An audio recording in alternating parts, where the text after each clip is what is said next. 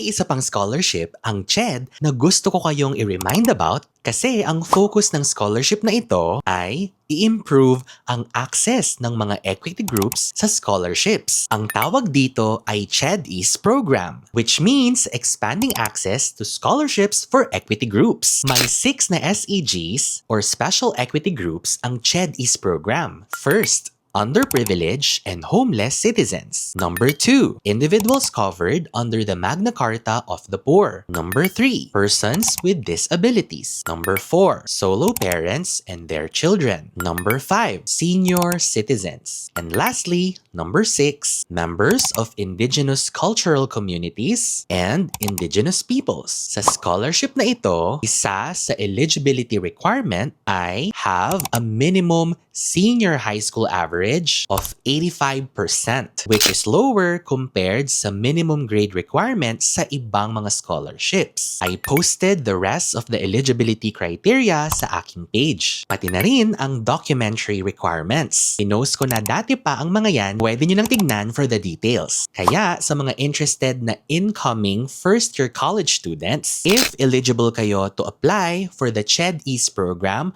for academic year 2026 to 2027, make sure na makapag-apply kayo before the deadline kasi super lapit na ng deadline. The deadline of submission is July 31, 2026.